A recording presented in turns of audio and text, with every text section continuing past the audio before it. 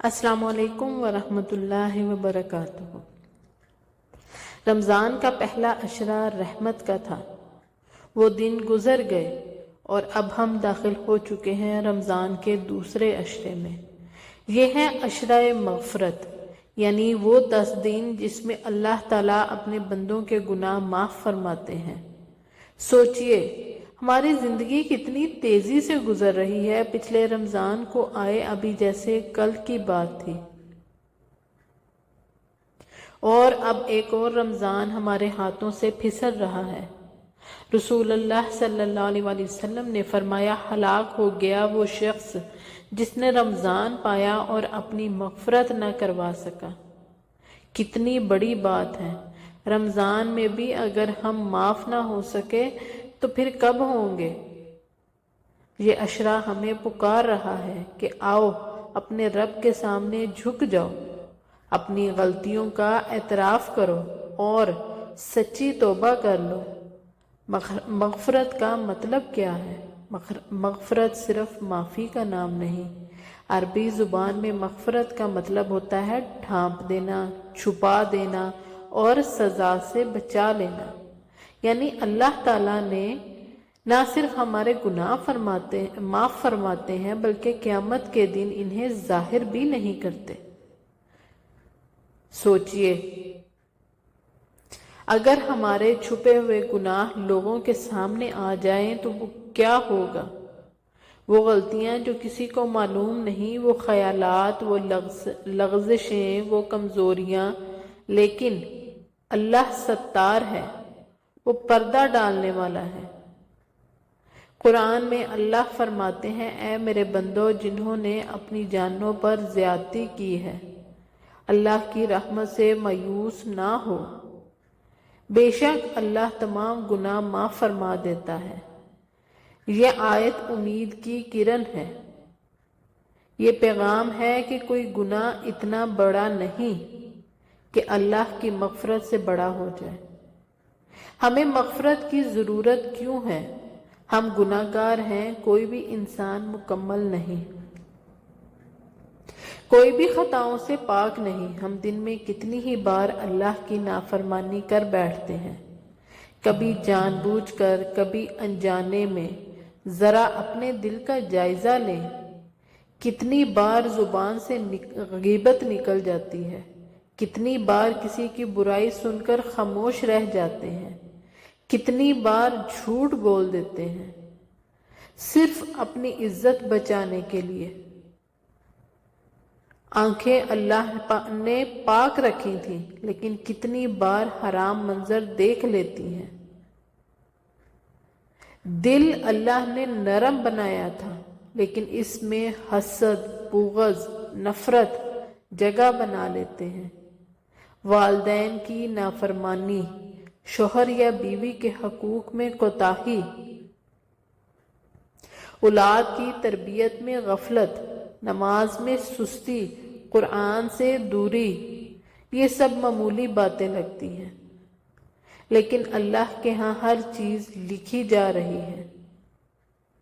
کبھی ہم نے سوچا دل اتنا بے چین کیوں رہتا ہے؟ ہم سجدہ کرتے ہیں لیکن آنکھیں خشک رہتی ہیں، ہم دعا کرتے ہیں لیکن دل میں کیفیت نہیں بنتی۔ ایسا کیوں؟ کیونکہ گناہ دل کو زنگ لگا دیتے ہیں۔ رسول اللہ صلی اللہ علیہ وسلم نے فرمایا، جب بندہ گناہ کرتا ہے تو اس کے دل پر ایک سیاہ نقطہ لگ جاتا ہے، اگر وہ توبہ کر لے تو وہ مٹا دیا جاتا ہے، لیکن اگر گناہ جاری رکھے تو وہ نقطہ بڑھتا چلا جاتا ہے، یہاں تک کہ پورا دل سیاہ ہو جاتا ہے۔ سوچئے اگر آئینہ گرد سے بھر جائے تو کیا اس میں چہرہ صاف نظر آتا ہے؟ نہیں۔ اسی طرح جب دل گناہوں سے بھر جاتا ہے تو اس میں نور ایمان کی روشنی کم ہو جاتی ہے، پھر انسان کو نیکی مشکل لگتی ہے، نماز بوجھ لگتی ہے، قرآن کھولنے کو دل نہیں چاہتا، اور شیطان کہتا ہے اب تم بہت گناہ گار ہو، تمہیں معاف نہیں کیا جائے گا۔ لیکن یہی تو شیطان کا دھوکہ ہے۔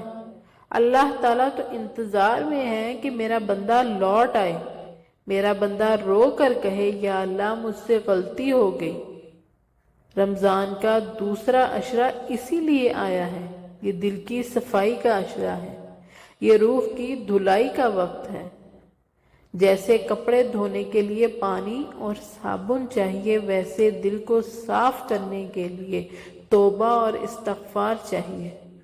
اگر ہم اس عشرے میں بھی اپنے گناہوں پر شرمندہ نہ ہوئے، اگر ہم نے آنسو نہ بہائے اور اگر ہم نے دل نرم نہ کیا تو پھر کب کریں گے؟ یہی وقت ہے اپنے دل کو صاف کرنے کا، اپنے رب سے دوبارہ جڑنے کا اور اپنی روح کو زندہ کرنے کا۔ عشرہ مغفرت کی خاص دعائیں۔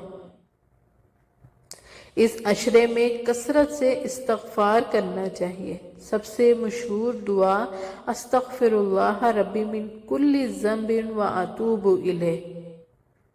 ترجمہ: میں اللہ سے اپنے تمام گناہوں کی معافی مانگتا ہوں اور اسی کی طرف رجوع کرتا ہوں۔ ایک اور دعا، رب اغفر لی وارحمنی وانت خیر الراحمین، اور سید الاستغفار بھی پڑھیں۔ لیکن یاد رکھیں، صرف زبان سے نہیں لیکن دل کی گہرائی سے مانگیں۔ اللہ دلوں کے حال جانتا ہے۔ اس عشرے میں کرنے والے خاص اعمال: کثرت سے استغفار، روزانہ کم از کم 100 مرتبہ استغفار کریں۔ رسول اللہ صلی اللہ علیہ وسلم خود روزانہ 70 سے زیادہ مرتبہ استغفار کرتے تھے، حالانکہ وہ معصوم تھے۔ ہم تو کتنے گنہگار ہیں، چلتے پھرتے، کام کرتے ہوئے، کچن میں، ڈرائیو کرتے ہوئے، گھر میں زبان کو استغفار کی عادت ڈال دیں۔ سچی توبہ۔ توبہ کی 3 شرطیں ہیں: گناہ پر شرمندگی، فوراً چھوڑ دینا، دوبارہ نہ کرنے کا پکا ارادہ کرنا، اگر کسی کا حق مارا ہو تو اس سے معافی مانگنا بھی ضروری ہے۔ آج ہی دل میں دیکھیں کون سا گناہ ہے جو بار بار ہو رہا ہے، اسی گناہ سے سچی توبہ کریں۔ تہجد میں استغفار۔ رات کے آخری حصے میں اٹھ کر 2 رکعت نفل پڑھیں اور سجدے میں رو کر کہیں یا اللہ میں کمزور ہوں، مجھے معاف کر دے۔ حدیث میں آتا ہے کہ اللہ تعالیٰ رات کے آخری حصے میں آسمان دنیا پر نزول فرماتے ہیں اور فرماتے ہیں، ہے کوئی مجھ سے مغفرت طلب کرنے والا کہ میں اسے معاف کر دوں؟ کیا ہم اس پکار کو سننے والے ہیں؟ لوگوں کو معاف کرنا۔ اگر آپ چاہتے ہیں کہ اللہ آپ کو معاف کرے تو آپ بھی دوسروں کو معاف کر دیں۔ دل میں کینہ نہ رکھیں، رشتوں کو جوڑیں، صلہ رحمی کریں، قرآن کے ساتھ تعلق مضبوط کرنا۔ قرآن ہدایت بھی ہے اور شفا بھی۔ روزانہ کم از کم چند آیات سمجھ کر پڑھیں اور اللہ سے دعا کریں کہ وہ ہمیں بدل دے۔ سوچئے، اگر آپ کا آخری رمضان ہو اور اگر اگلے سال آپ اس دنیا میں نہ ہوں، کیا ہم چاہتے ہیں کہ ہم اللہ کے سامنے گناہوں کا بوجھ لے کر جائیں؟ یا ہم چاہتے ہیں کہ اللہ ہمیں معاف کر کے اپنے خاص بندوں میں شامل کر لے؟ رمضان کا دوسرا عشرہ زندگی بدلنے کا وقت ہے۔ آج فیصلہ کر لیں، میں نماز نہیں چھوڑوں گی، میں غیبت نہیں کروں گی، میں قرآن سے تعلق مضبوط کروں گی، میں روز استغفار کروں گی۔ آئیے مل کر دعا کریں، یا اللہ ہم گناہ گار ہیں، ہم کمزور ہیں، ہمیں معاف فرما دیں۔ یا اللہ ہمارے ظاہر اور باطن کے گناہ معاف فرما دے، ہمارے دلوں کو صاف کر دے اور ہمیں ان خوش نصیب لوگوں میں شامل فرما دے جنہیں تو نے رمضان میں بخش دیا۔